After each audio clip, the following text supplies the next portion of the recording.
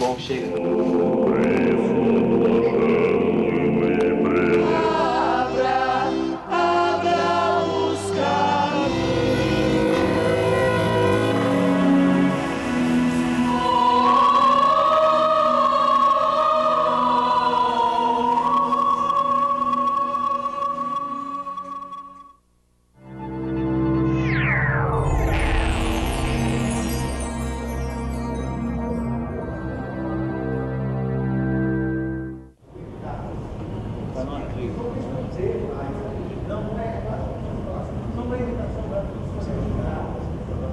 A companhia surgiu de uma necessidade artística, né? Da criação de um projeto artístico e do desenvolvimento desse projeto artístico.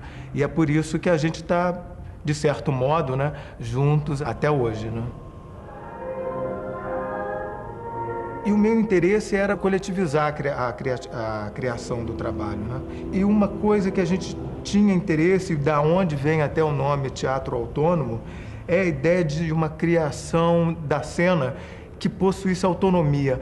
Não autonomia do ponto de vista de especificidade, não era isso, mas de autonomia no sentido de que o meio com o qual a gente estava lidando, que era a cena, ele já era narrativo. Esse meio que era a cena e a narração, elas tinham que estar totalmente imbricadas, né? Elas tinham que estar totalmente interpenetradas, elas não podiam ser coisas paralelas. Mas por que você acha que ele está mal? Até 2002 a gente criava um teatro bastante teatral, uma teatralidade bastante exacerbada, né? Foi até o espetáculo A Noite de Todas as Ceias. E a partir daí, quando a gente teve uma pausa de mais ou menos 4 anos de criação, talvez, quando a gente retomou com a ideia de buscar um outro tipo de teatralidade. A gente estava querendo que o nosso diálogo entre cena e vida, ele fosse tão sutil, né, e tão afetuoso, que os limites entre cena e vida, eles quase deixassem de existir, né? E isso começou a partir de uma coisa que não tem nome, que se perdeu. E aí, a partir daí, nós fizemos depois o Deve Haver Algum Sentido em Mim Que Basta. Tudo no título grande. E agora, Nada é Mais Uma Coisa Só. E esse último mais recente, No de Mim Mesmo. Você consegue? É só, por favor. Durante a primeira fase também do trabalho de criação da companhia, existia a ideia da qual eu partia, que era o espetáculo era um único organismo. Eu pensava no espetáculo como um único organismo e como organismo que tinha várias pulsões, né? E aí cada personagem, na verdade, naquela época, ele se constituía numa direção, num conflito básico desse organismo geral que era o espetáculo, né? O espetáculo era quase como se fosse um único ser com várias direções, e cada direção era meio que dada por cada personagem. Hoje, a gente trabalha de uma forma um pouco mais ampla. A gente cria uma cena em que os atravessamentos são muito importantes. Então, ela é muito plena de atravessamentos de várias naturezas. Então, hoje, um personagem, ele já é atravessado por essência, não é por definição. Os personagens são cheios de pulsações as mais distintas, né? Cada mínimo personagem que a gente constrói hoje é uma vastidão, é um universo, diferentemente, né, dessa primeira fase em que cada um trabalhava em cima de um conflito. Hoje cada um é uma enormidade de conflitos, conflitos conscientes e conflitos inconscientes.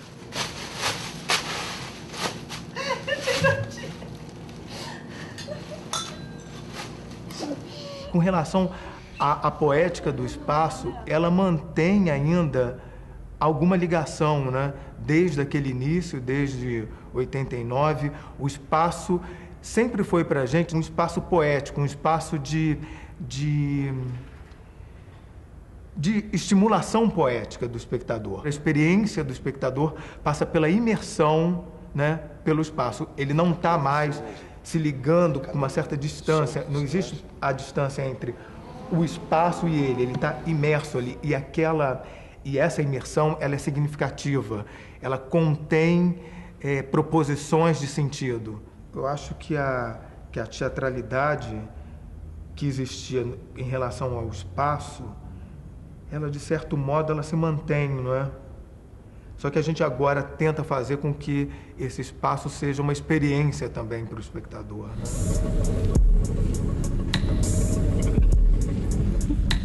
Uma coisa que não tem nome, o espaço era um corredor de 11 metros por 2 com um gramado, com capim. E esse espaço ele era muito mais suscitado pelo cheiro do que pela fisicalidade. Era muito mais um espaço aromático, né? Um espaço que vinha por causa do perfume, por causa do cheiro daquela terra, da terra molhada, da grama amassada, muito mais da grama do dia anterior, da grama reposta, do que pela experiência, digamos, da fisicalidade do espaço, né?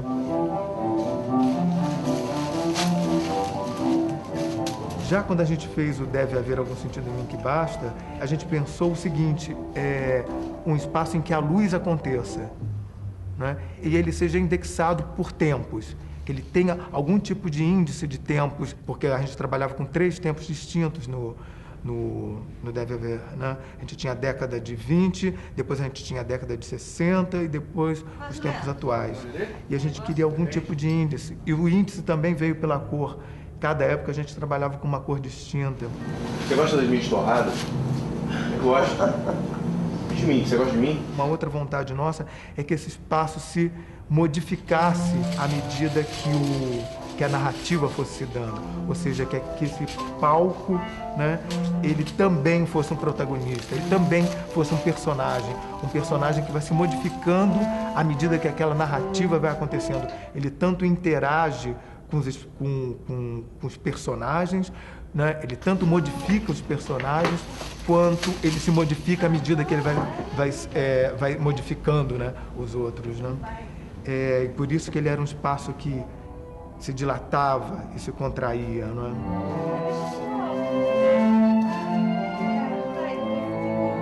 O trabalho seguinte, o E Agora Nada é Mais Uma Coisa Só, já levantava algumas questões que tem aqui no Nude Me Mesmo com relação ao espaço, que é a ideia do registro, né? Do registro e do resíduo. A gente permitia, era um espaço aberto em que você podia assistir, você espectador, podia se relacionar com a cena diretamente, você podia ouvir uma cena que estava acontecendo, você podia assistir por um monitor, em cada sala tinha uma câmera ali, e aí o espectador também podia assistir o espetáculo através disso, ou pelo resíduo da cena que tinha acontecido.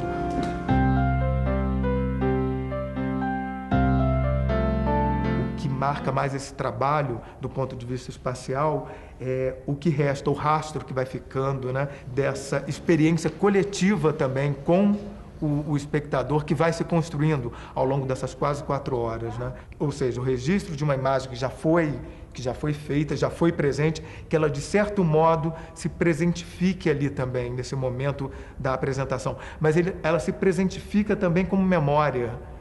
Ela não se presentifica mais como espaço totalmente atual, ou seja, existe um diálogo nesse trabalho bastante forte entre o presente e a memória. Você escreveria esse bilhete de novo para mim? Esse bilhete? A utilização desses novos meios, na verdade, ela está muito relacionada com o fato de que a cena não pode, a princípio, né? Pode por escolha, mas a princípio ela também deve se abrir para os meios através dos quais o homem hoje se expressa e que o expressam também. Quando a gente coloca iPod, monitor, gravador, telão, ventilador, rádio, tudo de certo modo está relacionado com esse homem, com os meios, né, pelos quais o homem hoje se exprime, né, se expressa, se manifesta, né? Desde do Deve Haver Algum Sentido em Mim Que Basta, a gente trabalha com a presença real do espectador, o espectador alterando o nosso evento.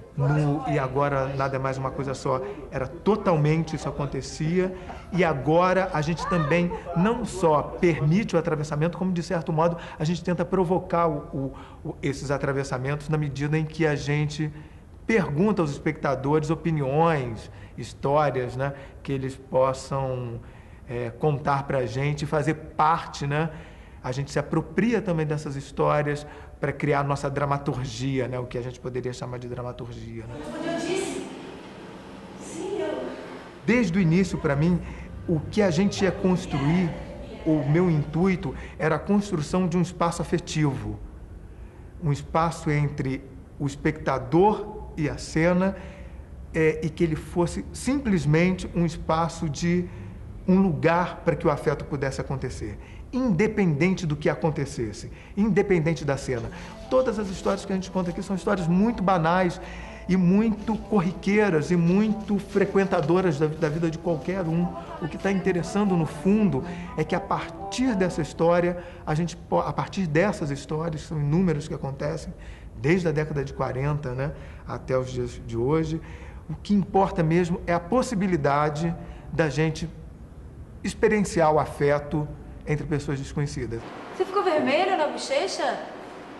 Ficou vermelho. Um dos balizamentos que aconteceram desde 2002, com relação, sobretudo, ao trabalho do ator dentro da companhia, vem uma perspectiva um pouco, acho que, diferenciada. A gente encara a cena como um evento que tem regras bem definidas e construídas, né, que são construídas durante o período de ensaio.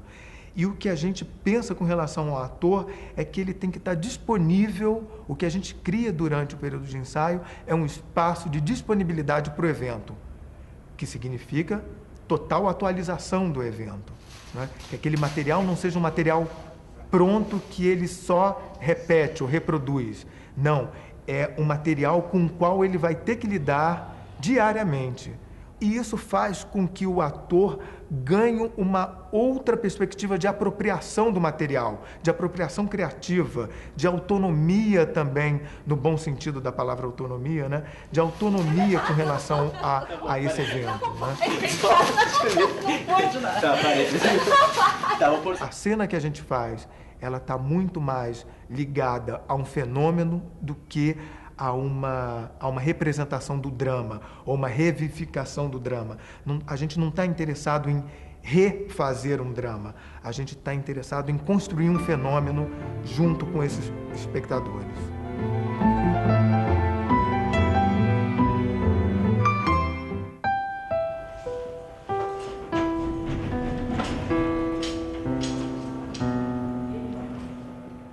O grupo, ele surgiu, o Teatro Vertigem, ele surgiu não como, digamos, um grupo de teatro, mas ele surgiu como um grupo de estudos, né?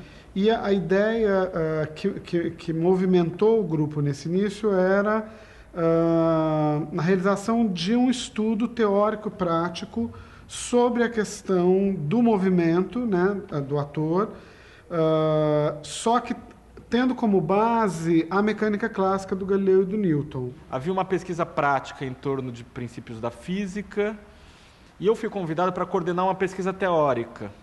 A minha função era ser dramaturgista do grupo, aquela pessoa que ajuda na organização do roteiro, mas ajuda também numa espécie de crítica interna e na organização dos estudos. E eu tracei um plano de estudar mitologias, temas mitológicos, míticos, ligados ao tema do paraíso, a ideia de uma unidade original perdida que tem em muitas religiões, e de ver como isso podia ser usado pela equipe de trabalho.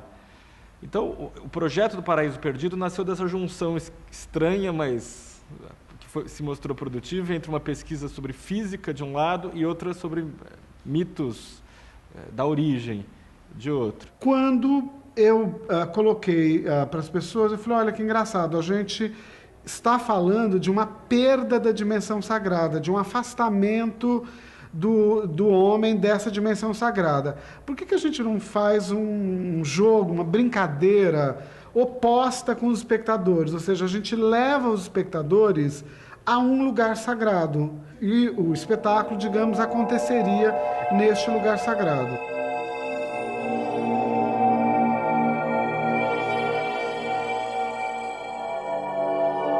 Eu lembro que a gente fazia seminários teóricos, assim, e desses seminários, às vezes teóricos, mas também várias vezes práticos, foi surgindo um conjunto de imagens e cenas num longo processo de ensaio, um processo de várias fases, um processo crítico. Às vezes é comum acontecer em teatro. E a gente aí começou a procurar algum espaço sagrado na cidade de São Paulo, assim, né? E fomos a todas as religiões, templo budista, igreja protestante, mesquita, apresentando essa ideia de fazer um trabalho dentro de um templo, né, religioso e tal.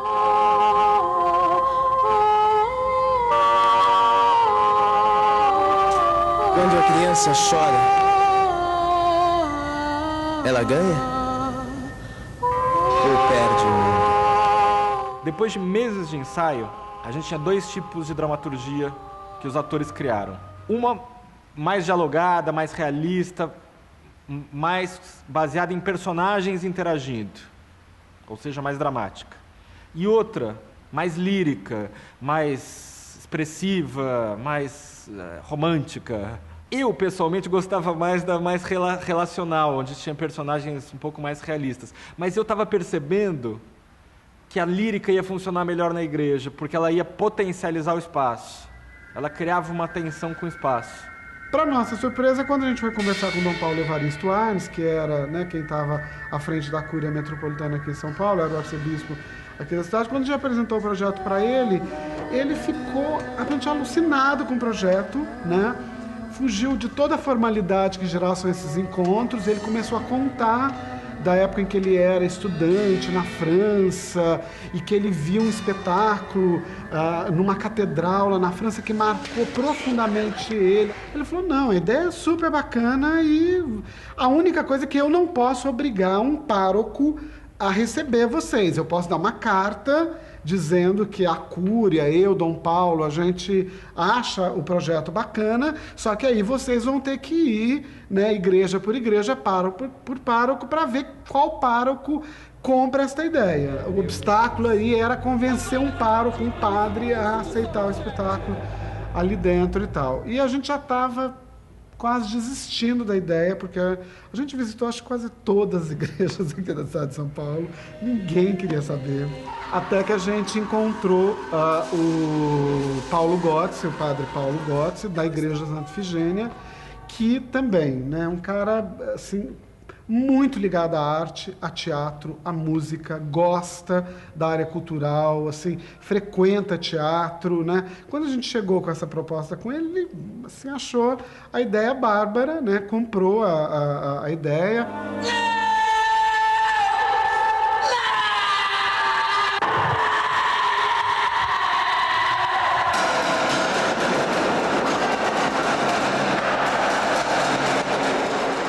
E aí eu acho que acontece uma coisa que para a gente foi uma virada importante nessa relação com o espaço, que é esse momento da estreia do Paraíso Perdido. Porque, conversando com o Padre Paulo, a gente falou, Padre Paulo, eu acho que o senhor pode ter algum problema aqui. Paraíso é um espetáculo muito lírico, assim, né? Poético e tal.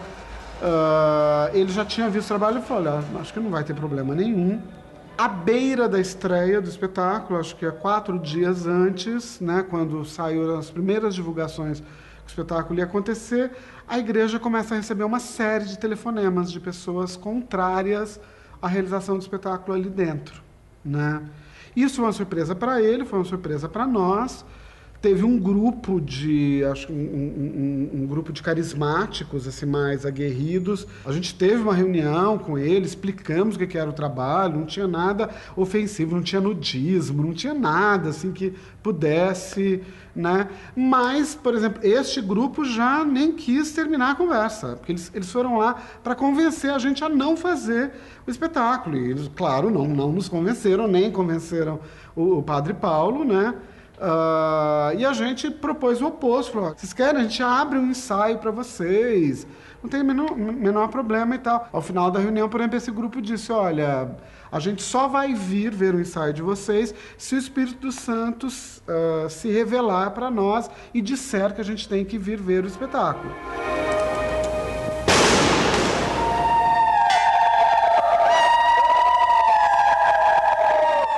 Era engraçado que o espetáculo, hoje à distância, ele fez muito barulho pelo escândalo de ocupar a igreja e pela reação dos crentes. Mas isso não era justo com a beleza. Ele tinha um outro lado, que ele podia ser reconhecido por uma qualidade plástica e uma qualidade de relação viva dos atores que tinha ali. Agora, parte do barulho é porque ele era um pouquinho profanador, sim, de fato, do espaço do templo, porque era um teatro entrando ali. No dia da estreia, apareceu um grupo mais fanático mesmo, assim, né? Esse grupo chegou às 5 horas e não saiu mais, né?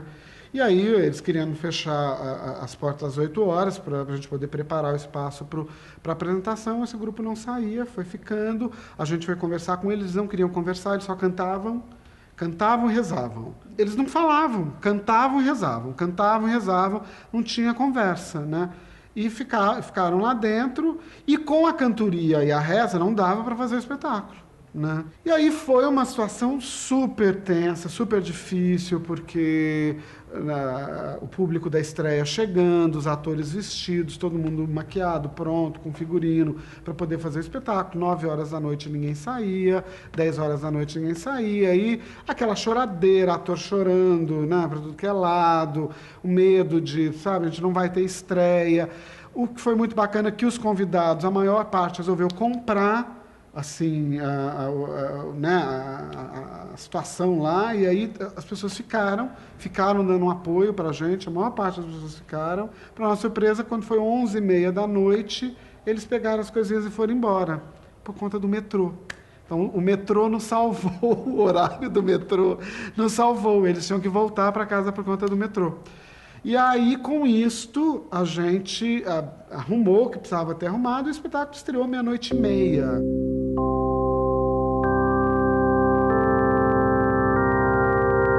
Hoje, à distância, eu sinto que aquilo tem algo de juvenil, de adolescente, que a gente já não era tanto, mas ainda era um pouco. Mas, ao mesmo tempo, tem a força juvenil, um frescor, um despudor, que é responsável por parte da beleza daquele espetáculo. O que aconteceu é que no segundo dia o grupo estava lá de novo, né? E aí no segundo dia teve, por conta de telegrama, telefonema, etc., os bispos reunidos em Itaici resolveram vetar o espetáculo. Aí foi todo um movimento que a gente teve que fazer com artistas, intelectuais, para todo mundo ligar para Itaici, onde os bispos do Brasil estavam reunidos. E aí conseguiu-se chegar no meio termo, que é um grupo de padres, freiras, teólogos e tal, iriam assistir uma apresentação especial do trabalho, para dizerem se sim ou se não, se o espetáculo podia continuar ou não sendo apresentado. Então, quase uma apresentação de censura, assim, né? Uma situação, enfim, quase Idade Média. No final, a gente teve uma grande roda com esses bispos, freiras, teólogos e tal, e foi unânime que o espetáculo não era algo agressivo, que, enfim, colocava em xeque os cânones da Igreja Católica, não tinha nada em relação a isto, e aí eles autorizaram a continuidade do trabalho. Tudo isso que aconteceu acabou trazendo para nós uma dimensão que até então acho que a gente não tinha isso muito claro, que é esse poder de interferência do teatro. O quanto o teatro pode interferir dentro da comunidade, dentro da cidade. E eu sinto que nos outros trabalhos do grupo, essa relação com a cidade, de ressignificar lugares públicos, né? Quer dizer, essa dimensão pública do teatro, essa dimensão do teatro dentro da cidade, em diálogo com a cidade, isso se tornou para nós digamos, um princípio de trabalho.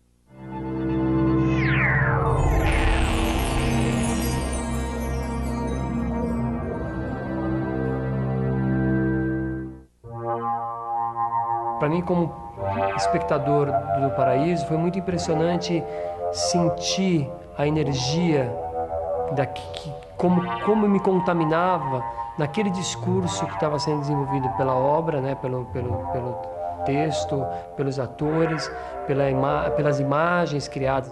Lá, a espacialidade daquele templo me tirava até do lugar da igreja, me colocava no céu, me colocava no inferno. Era uma potência muito maior do que a cenografia do palco convencional me dava. Isso como público, no primeiro momento. E aí eu entrei nesse universo de me relacionar como artista, como performance, né? Eu lembro que a primeira relação mais forte foi do processo todo de criação do livro de Jó. A gente ensaiou todo o trabalho lá na igreja mesmo, só que na sala dos Alcoólatras Anônimos, depois, por um tempo, no próprio porão da igreja. E eu lembro que tinha sido criado toda uma dramaticidade, uma relação corporal para aquele texto, com aquele texto, que quando a gente chega no hospital e entra no Humberto Primo, era quase como uma traição, assim, para nós atores, assim, era quase como se tudo aquilo que a gente tinha criado tinha perdido um pouco a referência. De onde vens? A indicativa que eu tinha por parte do Antônio Araújo é que não seria um palco italiano. Bom, como é que a gente vai trabalhar uma dramaturgia dentro de um espaço que é completamente aberto? Um espaço sem foco concentrador. Quer dizer, eu comecei a imaginar tudo isso. Um espaço com inúmeros focos, né? Um espaço aberto. Imediatamente me veio na cabeça que o foco seria o ator, necessariamente. O foco seria o ator e, fundamentalmente, seria o ator contando uma história. Lembro que, na época, para começar a desenvolver a dramaturgia, eu imaginei a coisa mais antiga do mundo, que era a luz de uma fogueira e as pessoas contando história. A minha vida é um sopro e meus olhos não voltarão a ver a felicidade. Por isso eu não calo a minha língua! Deixe-me! A poesia era um outro elemento que era importante, né? A poesia, ela tem uma força, ela tem uma eloquência muitíssimo grande. O texto poético é muito eloquente, né? E, juntamente com o épico, contar histórias e com texto poético seria uma forma da dramaturgia ela recuperar um pouco daquilo que ela perde quando ela sai do espaço convencional, com uma relação com o público já estabilizada, com foco concentrador. No Jó, a gente ocupa aí um hospital abandonado ali próximo da Avenida Paulista, né? Num momento de um caos na área de saúde, em 95, quer dizer, você tinha fotos e mais fotos em jornais assim de corredores de hospitais abarrotados, gente sendo operado em corredor de hospital, né? Gente dando à luz em corredor. Era uma situação bastante crítica que a gente vivia aqui. O espetáculo dialogava com isso, né? Os períodos mais negros ali da epidemia da AIDS. E também dialogava com essa questão do descaso da saúde pública naquele momento. Tanto é que o grupo, por exemplo, para fazer o Jó ali no Humberto Primo, a gente fez um acordo com os funcionários que estavam sem receber, os funcionários do hospital, né, que estavam sem receber há vários meses. Uma parte da bilheteria ia para esse fundo dos funcionários. Quer dizer, a gente aí criou um acordo ali, uma parceria com eles. E o espetáculo servia, inclusive, para também jogar a luz para aquela situação que era absurda de um hospital daquele tamanho fechado. Você tem medo? Era uma época terrível, né? A gente estava perdendo amigos de AIDS, né? Toda semana, né? Era o momento mesmo da doença e da epidemia de uma forma arrasadora, né? Mas a gente não fez nenhum esforço, né? Quer dizer, toda a doença de Jó, que todo mundo viu claramente, quer dizer, foi mais uma sintonia, né? E foi essa uma grande discussão, né? E aí que entra essa discussão entre a fé e a descrença, porque era um momento de descrença muito grande. Como é que as pessoas, por se relacionarem, por se amarem, né, elas são castigadas? Que fé é essa? Houve essa percepção de que aquele trabalho estava sintonizado com aquele momento, com as questões, com as inquietações daquele momento.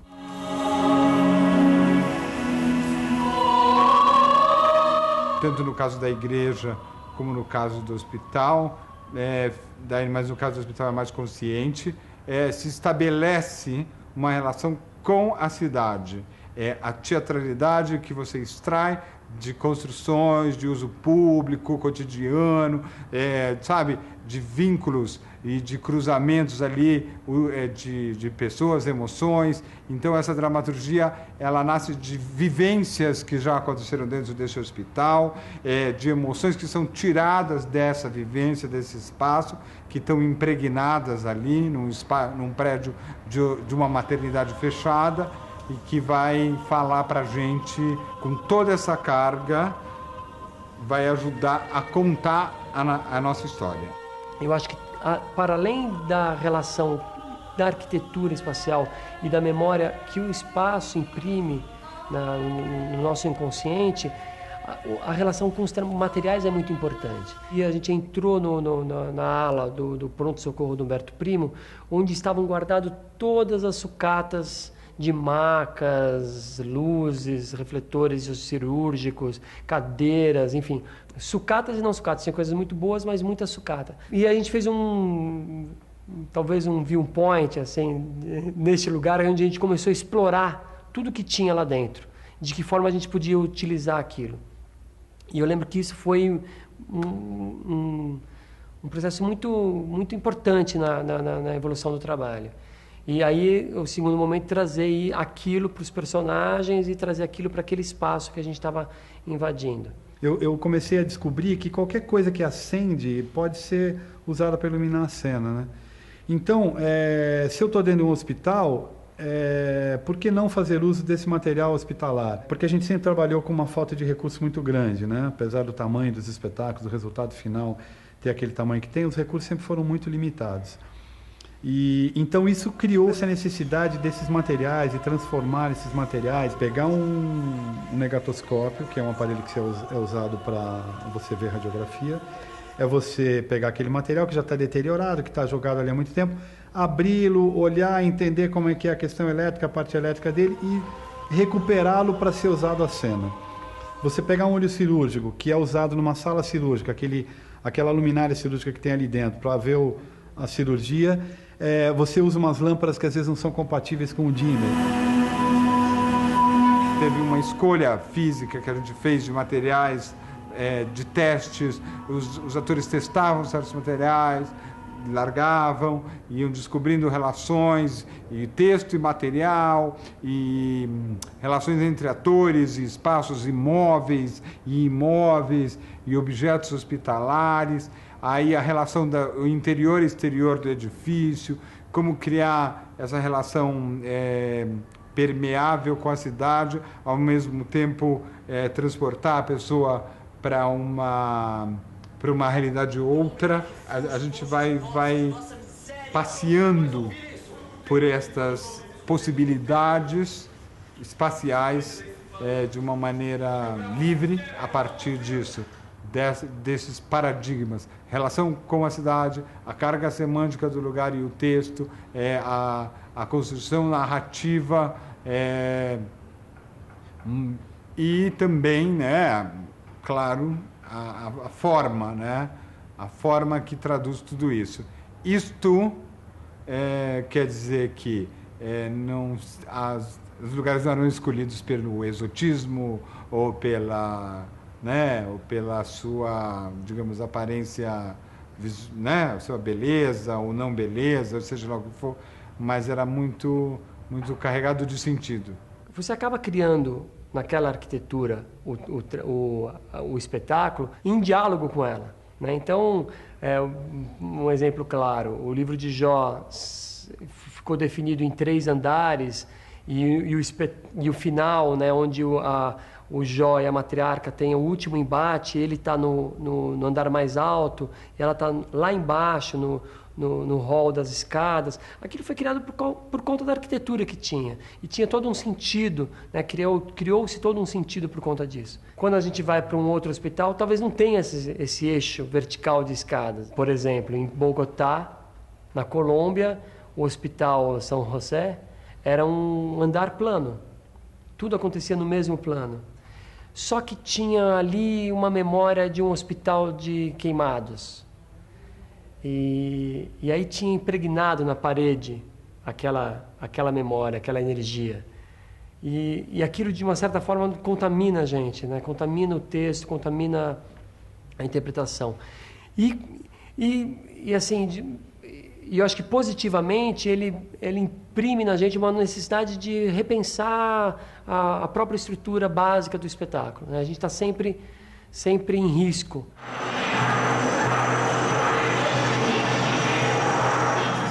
E um acerto muito grande com relação ao espaço é que não poderia ser feito num espaço italiano nunca. Nunca, porque era muito contemporâneo, era contemporâneo demais. Se falava muito no galpão, tanto que eu comecei a criar o espetáculo num galpão abandonado, em ruínas. Foi isso que eu comecei a criar. Agora, eu acredito que o investimento do grupo mesmo foi procurar um hospital. E, de repente, quando apareceu Humberto Primo, eu acho que o espaço foi plus. Com certeza, não seria a mesma coisa se fosse em outro espaço. Sempre teve essa questão, né, de como a linguagem podia contagiar, independentemente do entendimento da palavra, né? Eu acho que no caso do livro de Jó, a gente foi comprovado que a potência do trabalho era para além da língua. No caso de Moscou, por exemplo, era um espaço que não era um hospital, ele virou um hospital de guerra, tinha uma memória ali que era uma memória que a gente não tem, né, como brasileiros. Nunca vivemos uma situação dessa de guerra, né? A gente chegou, acho que foi 9 de abril, se não me engano, que é o dia que eles comemoram, o dia da vitória da Segunda Guerra Mundial, onde que eles conseguem vencer, né, os alemães. E eu lembro que a primeira impressão que eu tive de Moscou foi uma grande passeata do exército, de viúvas dos mortos de guerra. Quer dizer, a relação deles com a guerra era muito forte. Eu acho que a relação que eles tiveram daquela figura mítica do Jó, né, ensanguentado, clamando por uma explicação divina, foi diretamente associada à situação de guerra que eles tinham. E o hospital ter sido um hospital de guerra fazia todo o sentido para eles. No Apocalipse, a gente vai aí para um presídio, né, na Zona Leste. Na verdade, a ideia original do Apocalipse, que acabou não se realizando, era fazer no próprio Carandiru, mas depois de inúmeras negociações, acabou não sendo aprovada a apresentação do espetáculo dentro do Carandiru. Isso a gente já trabalhando no Carandiru um ano, né, com os presos, e a ideia é que eles participassem do espetáculo. Mas, enfim, depois de muitas negociações, não conseguimos a liberação do espaço. Conseguimos, num primeiro momento, o hipódromo e a possibilidade de alguns daqueles presos que faziam o curso conosco no Carandiru participarem do espetáculo. Uma semana antes veio aí a negativa final dos presos, né, deles participarem do espetáculo, que foi um trauma enorme para o grupo e para os presos.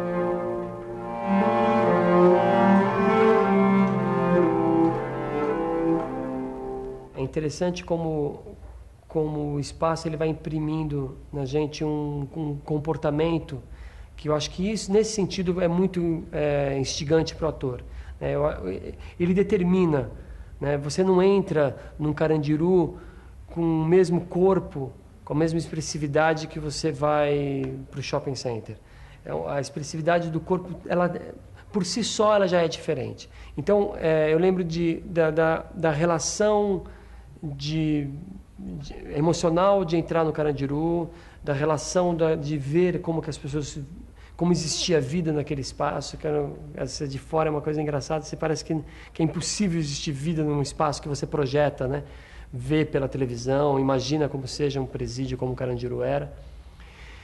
E acho que a convivência que a gente teve ali de 8 meses já impregnaram no texto, na atuação, na forma de dizer o texto, na apropriação mesmo nossa de atores com aquele texto que estava sendo escrito com o Bonassi. A gente gostaria de ter feito o espetáculo dentro do Carandiru com os detentos como fundo nas grades, quer dizer, doce ilusão, né? Porque essas coisas no Brasil são muito ruins.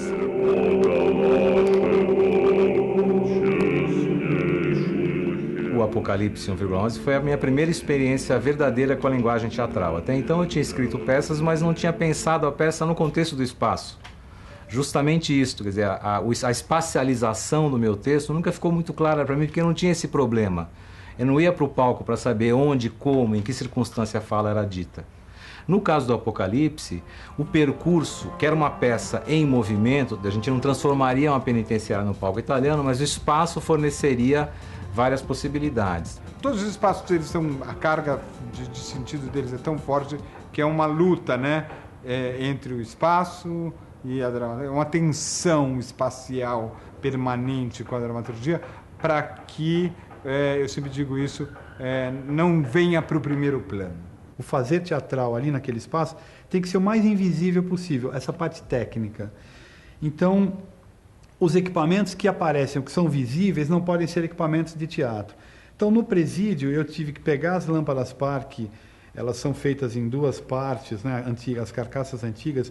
Então, tirar essa primeira parte, colocar ali uma chapa offset, fazer um novo tubo, furar aquilo ali para que quando acender aquilo pareça uma luminária que pode estar dentro daquele ambiente, que no caso era a boate. Então, os equipamentos passam a ser transformados para compor cenograficamente com aquele espaço.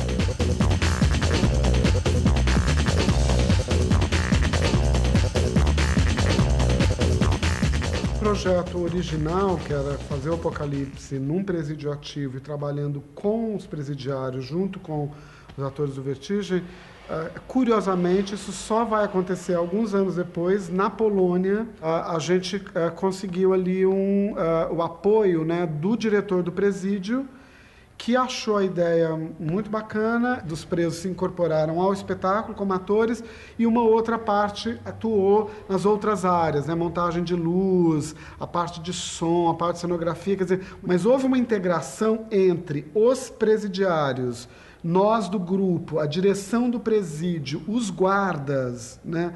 Na Polônia, que foi uma coisa assim, impressionante.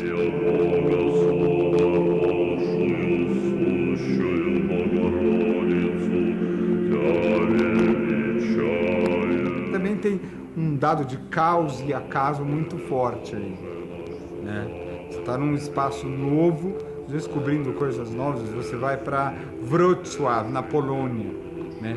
As formas são diferentes. Então a prisão, ela tem uma estrutura prisional, padrão, ocidental, século XX, né? E que a gente está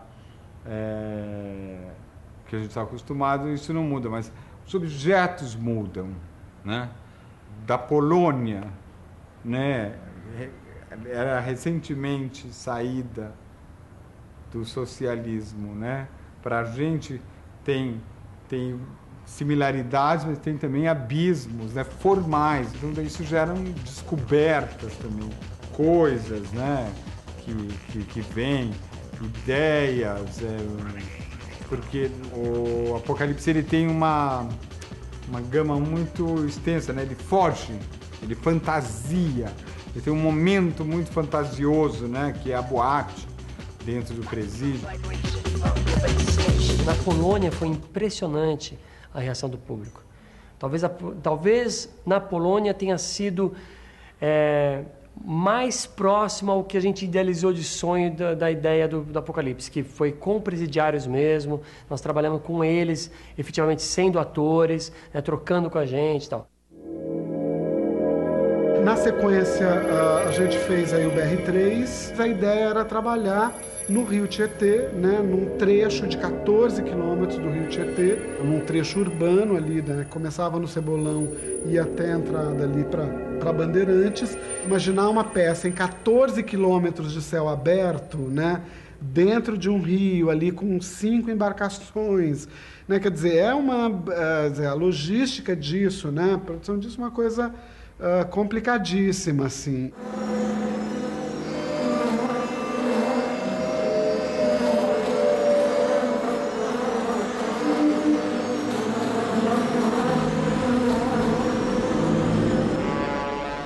O trabalho discutia, né, eu queria discutir essa questão da identidade nacional, né, mas uma discussão da identidade nacional a partir dessa ideia da destruição, como uma identidade que se dá pela destruição na destruição.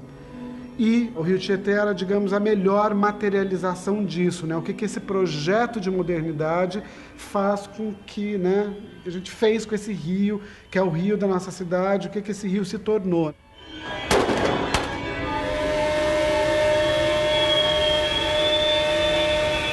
Eu acho que o Rio Tietê é a materialização de todas as coisas, todas as metáforas do que a gente evacua. A metáfora do que a gente evacua de pior na política, do que a gente evacua de pior na relação humana, do que a gente evacua de pior na nossa relação com a natureza, de pior com a nossa relação com a cidade, de pior com a nossa relação entre nós mesmos, entre um cidadão e outro que habita essa cidade. Acho que o Rio Tietê é a metáfora mais extrema disso. Nesse diálogo com a Polis, você encontra aí esta dimensão política do seu trabalho, né? De inserção na realidade, de crítica dessa realidade, de tensionamento desta realidade, né, do seu entorno, né? Quer dizer, você tá criando aí, digamos, um diálogo, uma inserção, uma interferência que ela não é só estética, ela não é só formal, né? Quando você ocupa um espaço um espaço hospitalar que está fechado em plena Avenida Paulista por descaso, né, governamental em relação à saúde pública, você está colocando um dedo numa ferida, você está revelando, você está expondo uma ferida aberta aí, né? Você tem uma instância que é artística ou estética, sim, mas existe uma instância política, existe uma instância de interferência social.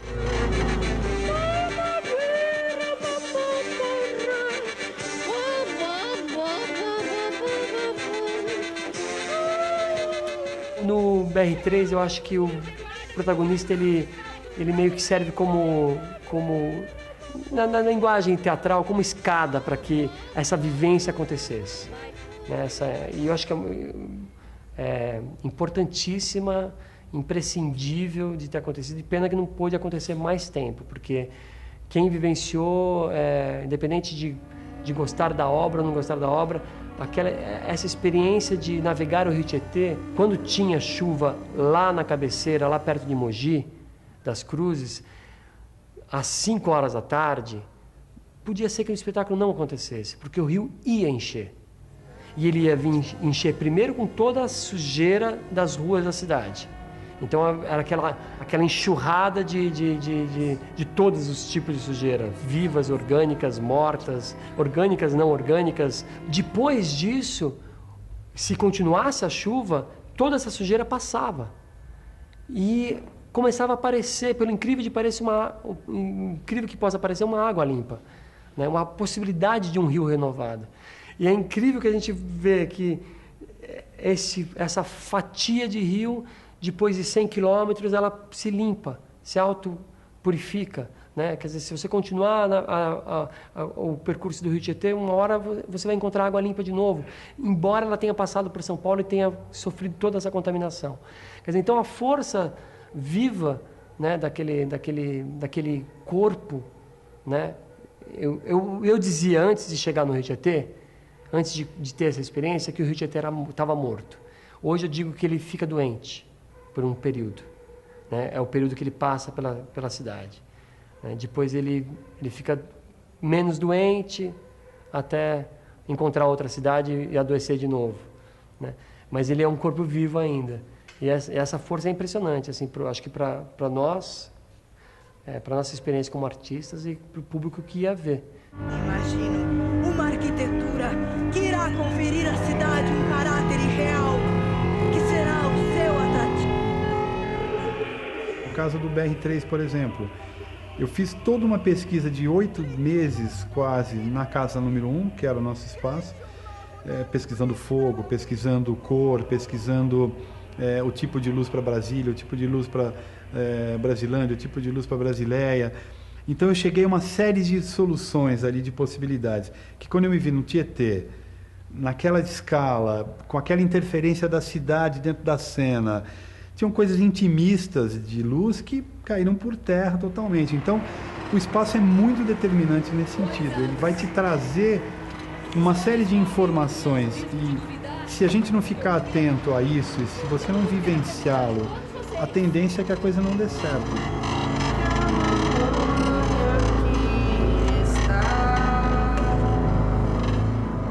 Foi o processo talvez mais longo também do grupo, o mais longo de ocupação do espaço. E, infelizmente, essas coisas que acontecem, quer dizer, por motivos aí, né, ligados à área de produção, de um aumento aí abusivo do aluguel dos barcos, que o grupo não tinha condição de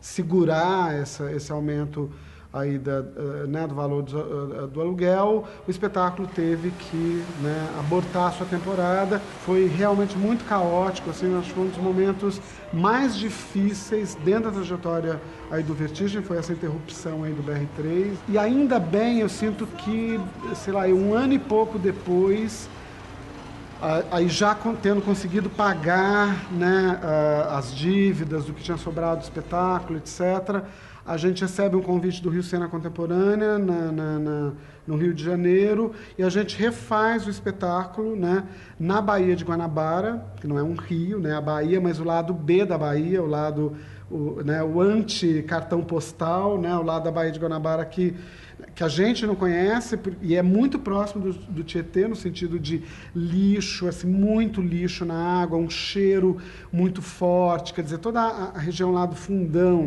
da Ilha do Fundão, e a gente faz o espetáculo lá, e para a gente foi muito importante ter, porque a gente um pouco retomou o BR3, e de uma certa forma essa apresentação no Rio, ela ajudou um pouco a curar o trauma dessa interrupção abrupta, forçada aí do BR3. Onde fica